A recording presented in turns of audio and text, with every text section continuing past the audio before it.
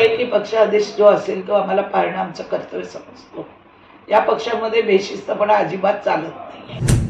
आणि हे जे कार्यकर्ते आहेत यांनी पहिला सुद्धा राष्ट्रवादीत असताना अनेक वेळा राजीनामा सत्र देऊन पक्षाला वेठीस धरलेलं आहे किंवा पक्षावरती प्रेशराईज केलेलं आहे।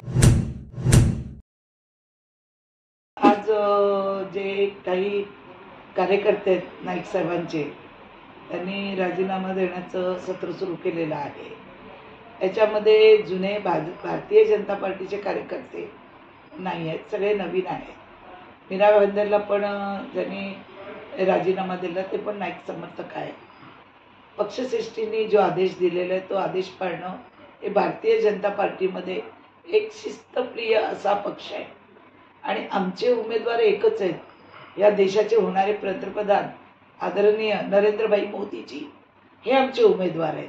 त्याच्यामुळे तिकीट कोणाला मिळाली कोणाला नाही मिळाली याच्या पलीकडे जाऊन आम्हाला पक्षाने जो आदेश दिलेला आहे, आमचे नेते देवेंद्रजी फडणवीस साहेब त्यांचा जो आदेश येईल त्या आदेशाप्रमाणे आम्ही काम करणार आहोत।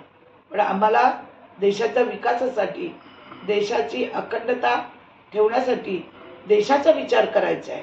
हे कुठल्या गल्लीतलं राजकारण नाही आहे, कुठली गल्लीतली निवडणूक नाही आहे। ही निवडणूक आहे, ही देशाची निवडणूक आहे आणि त्याच्यामुळे आमचा उमेदवार हे नरेंद्रभाई मोदीजी आहे। असं आहे की पक्ष आदेश जो असेल तो आम्हाला पाळणं आमचं कर्तव्य समजतो। या पक्षामध्ये बेशिस्तपणा अजिबात चालत नाही आहे। आणि हे जे कार्यकर्ते आहेत यांनी पहिला सुद्धा राष्ट्रवादीत असताना अनेक वेळा राजीनामा सत्र देऊन पक्षाला वेठीस धरलेलं आहे किंवा पक्षावरती प्रेशराईज केलेलं आहे। त्याच्यामुळे आमचे नेते देवेंद्रजी फडणवीस साहेब जो निर्णय घेतील तो आम्हाला मान्य आहे।